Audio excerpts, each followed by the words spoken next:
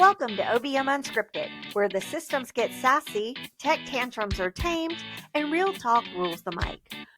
We're your hosts. I'm Christy Beard, your go-to strategist and business coach. I'm Manita Brooks, your operations and tech whisperer. And I'm Lena May, the guru of systems and workflow magic. We're all accredited OBMs, and we have seen it all.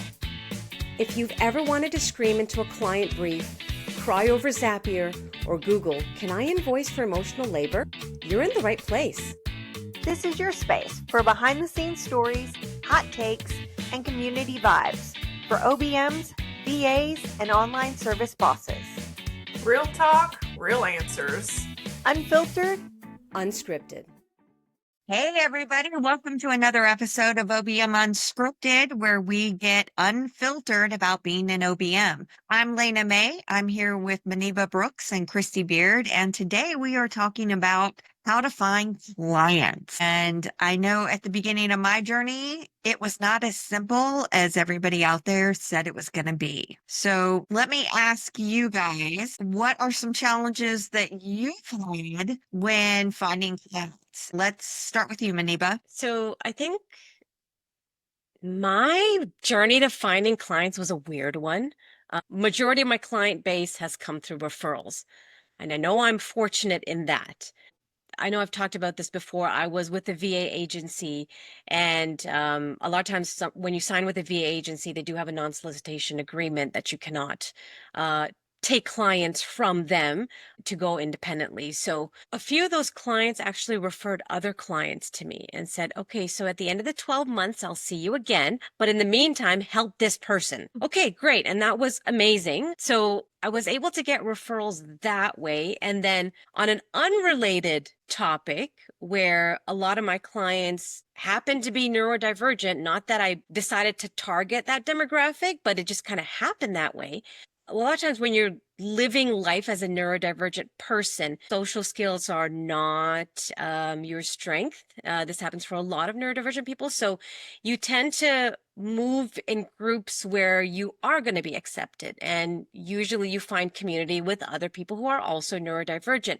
And then that becomes a close-knit contact for you and a good place of support. So if you're seeing something good, you tend to refer other people. So then it kind of goes down that line where another client's like, well, I have a friend who also needs some help, getting their stuff organized.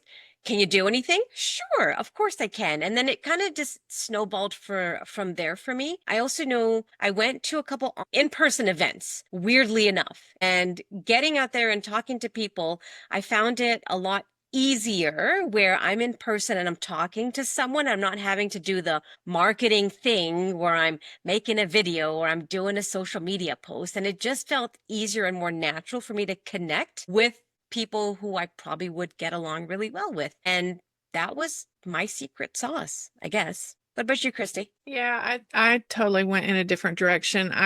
Sort of. I did more of a word of mouth because I was transitioning from being in person to the online space. And so I took clients that I had worked with and let them know what I was doing. And then they would point people to me. I think it's similar, but I'm an introvert through and through. So just the thought of going to an in-person event is totally out of my wheelhouse. So I enjoy talking to people, but I am awful at small talk. And that's really what it's all about when you're in person. I'm just more of a straight to the point kind of girl. And so how's the weather where you're from is not in my vocabulary. Yeah, word of mouth is definitely the way that I went. Yeah. For me, it's been interesting because I came off of a long-term client having to go find new clients because of a situation that I did not plan for. Believe me, it's planned for in the future. But I had to do things a little bit differently where I got out my phone. I made like a minute-long video and started sending it to everyone in my phone who was a member of my network. Just told them what I'm doing now. If they needed help, let me know. Sorry if this was spammy. And believe it or not, by doing that, I actually generated some interest. So the people I didn't necessarily think were going to reach out were reaching out because I was offering something of value. And then a few people were like, hey, I don't need you, but talk to so and so. Here's their contact. So I got a couple of those in to reach out to as well. So I know for me, it's been a series of reaching out to network, doing some stuff online, doing an email drip campaign, and, the next step is getting out there in person because I deal with real estate agents. Be me and just tell them what I do and how I can help them. That's an interesting journey that we're all taking. Another thing that I've been doing is cold pitches into LinkedIn. That's a real estate agent. Let me just do a cold pitch. Let me find something that we connect with, like, oh, hey, I used to do XYZ for your brokerage or someone in your brokerage. How can I help you? Are you interested in having a coffee chat? Or, meeting up, or do you have 10 minutes for a phone call? I think it's worth mentioning, though, that what we're talking about did not happen like that or overnight. It takes time, it takes perseverance, and it takes patience. And it also takes where you don't question your abilities, which I know we've all done. I know I have. And doing what I've done for so long, I questioned, okay, I'm doing this transition and going from in person to online. I don't know anybody online. And so I had to get into groups and meet people and put myself out there, which again, as an introvert, is not easy or fun, but it's doable. But you meet people, you can collaborate with this on this project, and then you meet more people, and then from that project you meet even more people, and so it does have a trickle effect. But it's definitely worth saying that it's not an overnight thing. It does take time. And I think just looking at all of our journeys and how different they all are, there's something to be said about it's not always one size fits all. You kind of have to really find your way through finding new clients. And I know sometimes it's like you'll do a course or you'll watch a YouTube video and they're like, yeah, you have to do it this way and this is how you're going to get your clients. And then you're thinking, okay, if I set it up like this, I'm going to get clients this way. But then when you set it up that way and you do exactly what the thing says and it doesn't work, I know, and Chrissy, just leading back to a little bit what you said, is you kind of start to feel like, am I even cut out for this? Like, maybe it's me. They're promising this funnel is going to get me 10 clients this month. Why am I not getting even one? It's probably me. And then it's a bit of an emotional struggle, like, really trying to not just find your way to build your business, but then also looking at what other people are doing and comparing yourself against that. Yeah, I think something that we tend to forget about is that we're really good at doing what we do and we're used to our box. But what we don't think about when we decide to go out as an entrepreneur and out on our own, we now have all the boxes that we have to do. We have to market, we have to do client onboarding, offboarding. It's not just the work anymore. It's the systems, it's the tech, it's everything. And that can make us feel totally inadequate. Going outside of that and figuring out that, yes, I do know what I'm talking about and I know how to help people, but you also have to be at least good at or good enough at the marketing aspect or the systems aspect, or, you have to touch all those other boxes that's outside of your good, I got this box. And that's something too, I think people don't consider. That's all part of being an entrepreneur. And it can lead back to like imposter syndrome or feeling inadequate or should I really be doing this? So yeah, I think that's also worth considering as well as part of, how do I find clients? Yeah, and to kind of lead off of that, Christy, imposter syndrome is something I still struggle with. I've got 20 years of experience behind me in my niche, and some days I'm like, am I cut out for this? And I think it's something that we constantly struggle with. But when I get into a project, that's where I really shine. When I get the feedback of, oh my gosh, I wasn't expecting that this was part of what you were going to do. And this is fabulous. That's what gives me that extra push to go in and keep doing what I'm doing. So it's because you don't get feedback from anybody but your client because you're all alone. And luckily, we have a community with each other that other people really need to focus on finding their communities.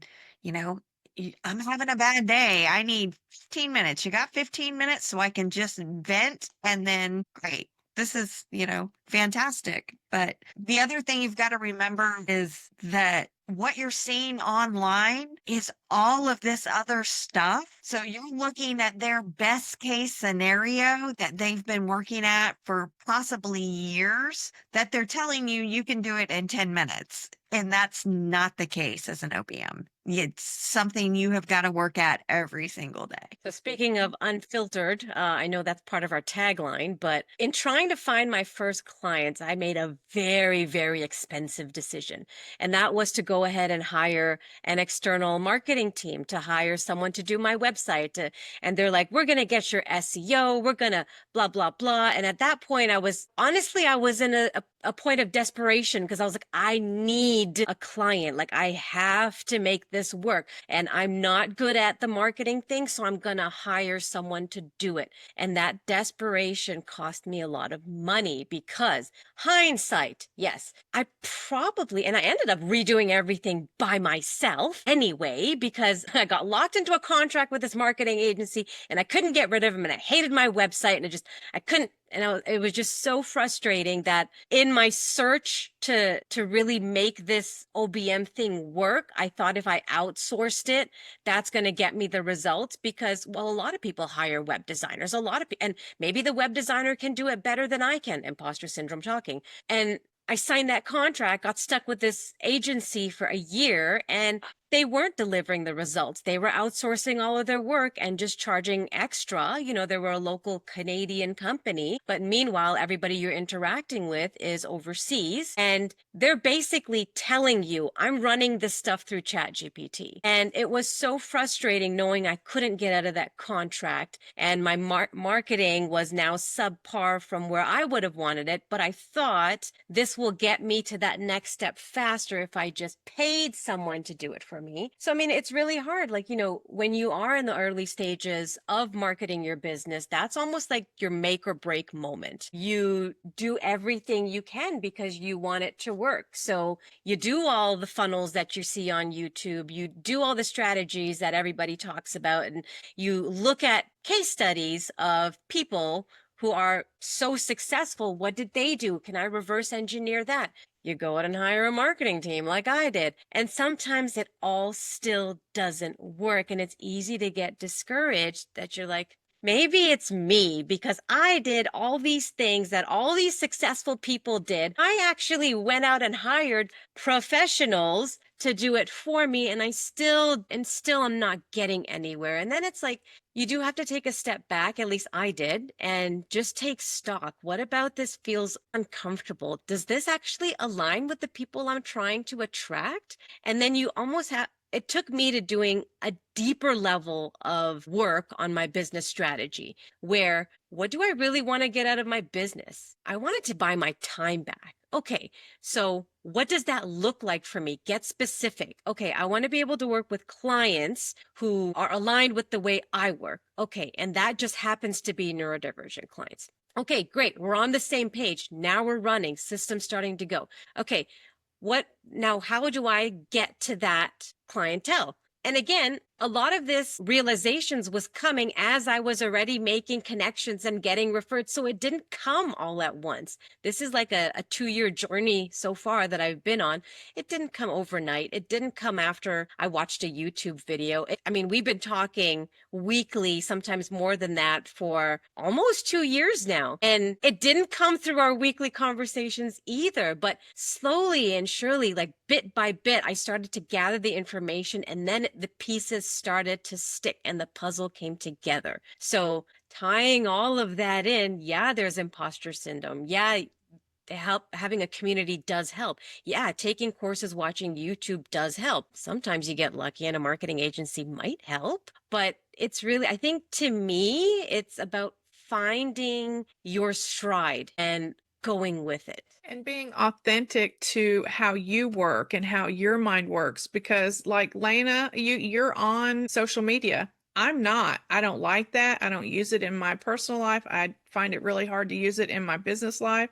So that's not an avenue I would take because it's out of my comfort zone. It's out of my norm. It's out of what I would consider how I want to do business. So that's exactly right. I think people are like throwing spaghetti at the wall and hoping it will stick, but it's not true to them and how their mind works and how they would like to do business. So I think even though there's everybody out there telling us you should do it this way and you should do it this way and this is how I did it, I think it's okay to look at all of those and then step back and consider, now that I have all of this information, how can I make it work for me and my business? And I think that's what helps push us forward in the long run, is if we build our foundation on something that works for us and works how our mind works. It's just like picking a project management tool. Not all of them work for everybody. You need to pick something that works with how your brain works. And that's the same with your marketing strategies. Pick something that you're comfortable with, that you're drawn to, and that is easy for you to do, and it will be way more successful than if you try to put a circle in a square hole.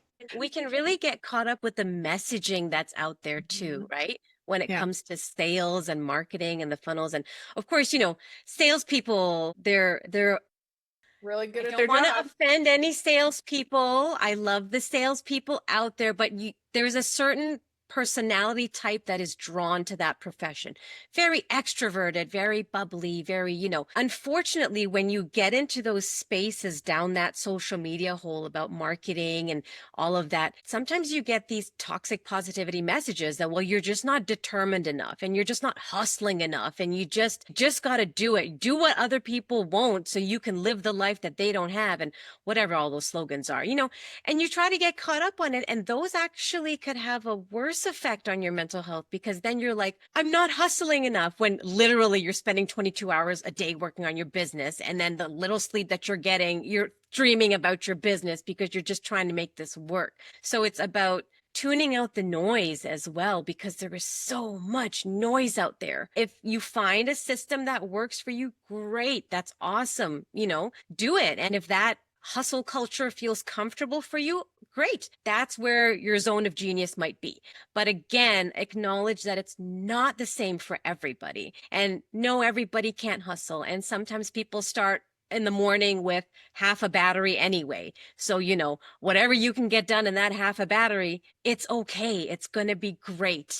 And, just adjust and give yourself a lot of grace through this process. Yeah, the only thing I would add to that is whatever you pick, stick with it and be consistent. Give it long enough to actually see if it's going to work. And most avenues, marketing avenues, takes 3 to 6 months, if we're being honest, because of all the algorithms and on social media, it's gone as soon as you post it. So it takes repetition, and there are other avenues that are not quite gone as a poof, like Pinterest, or blogging, some of the old school long form methods, but they work. And that's what people used before social media. And I don't know. I don't like building on sand. And to me, social media is sand. It's here today and it could be gone tomorrow. And then all my work is gone. So that's just my thought on that. But just my point is, be consistent. Whatever you pick, be consistent, give it a long enough turn or a try to see if it's going to work for you or not. And then you're going to make tweaks and it will evolve as you're doing that. So just be patient with yourself. Yeah.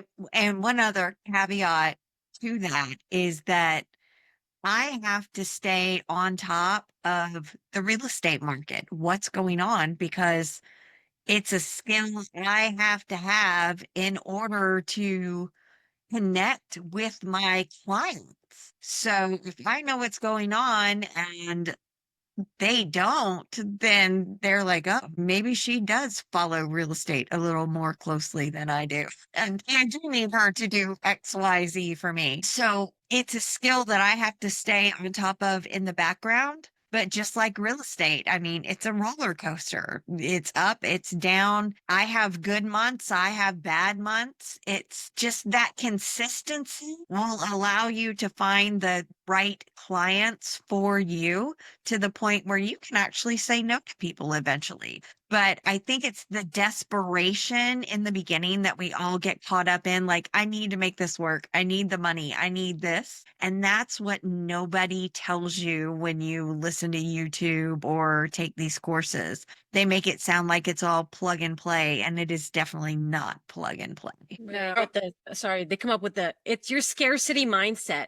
It's your fault. And again, so you're like, okay, when you're in that position of desperation of trying to make it work, it's hard not to take that kind of thing personally, because when you're in a better place and you feel better and everything is running and you've got the financial security, then you can listen to that message about scarcity mindset and be like, I get what they're saying. Yeah, it makes sense. But when you're in that point of desperation and someone's telling you it's your scarcity mindset, it's hard not to feel like it's a me problem in a negative way, because of course we have to still do the thing. You have to still get up and make the effort to build your business and try all the things that you haven't tried before. So that part of it is correct, but the perception of that message can sometimes do more harm than good. Yeah, I would say the old adage, know thyself. And if you know that you don't want like retainer clients, you don't want to work with somebody long term, do projects. There's a beginning date and an end date, and mentally it helps you. So that's me. I know I don't do like retainer type clients anymore. I do more projects and more like sprints and intensives, because I enjoy like popping into their world, helping them out, and then stepping back so that they can flourish. But know yourself, know what you enjoy doing, and then go for those clients. Don't settle for, I've got to have the money. I've got to, don't get in that. And it's easy to do, but I guarantee you can learn from my mistakes. You will regret it and it will be awful. So take clients that you know you want to work with. You don't have to take the first client. You don't have to, if it's not a good fit, just let them know, I'm unable to take this project on right now, or the scope is incorrect, or, whatever you want to say. Decline politely, but definitely make sure that it's a good fit for you and that you can work with that client day in and day out until the project or the retainer is done. And I think coming back just to the networking and having a community, when I have clients that I know are not a fit, not in a negative way, but it's just not something I enjoy doing. Like if a client's saying, oh, I want you to rebuild my website. That's really not my thing. It's not but if I know another professional out there and I know there's an OBM who does websites and marketing funnels, or, there's a VA who does it, I will absolutely make that connection between the client and the person that I know to say, hey, this isn't a project that I can take on or that I really want to take on, or, I don't enjoy this kind of work, whatever, the reason is, but this person right here really excels at that. I'm going to connect you to, and then just hand it off that way. So that's another reason why it might be good to have a community as well behind you, because sometimes, you're talking to other people and you're like, oh, wait, that would be a great client for Christy. That would be a great client for Lena. And then, you send them over to people that you know or people that you've interacted with. And it's a win-win, because now you've built that connection with someone in your community, and the potential client could potentially be taken care of, and that will come back to you as well. So I think remember that it's not just, oh, well, I'm too busy to talk to other people. The talking to other people can actually be what takes your business from obscurity to complete success. Yeah. Yeah, that's one of the things I did when I first started is, going from the in-person to the online space. I talked to all the people that I had worked with and I asked them if they knew anybody or if they knew anybody who knew anybody who needed the services that I offered. And then what I did was when they did refer, I didn't sell them. I just said, hey, so-and-so referred me. This is what I do. I would love to do this for you. And I did it for free just a couple of times, but I did it so that they now know who I am, what I do, and then that trickled out and the rest is history. And I'm not saying just do a bunch of work for free, but I am saying that you are your best advertisement. And if you can show somebody in a short-term project what you're capable of doing, that goes a long way instead of just saying, hey, this is who I am and this is what I do. You guys, this has been a great discussion today. We are almost out of time, but yeah, I mean, this is fantastic. Also, if you're listening and you have any ways to keep the conversation going, we would love to hear about them. And if you have any topics you'd like us to cover in the future, let us know. Stay cool out there and lots of joy. Bye.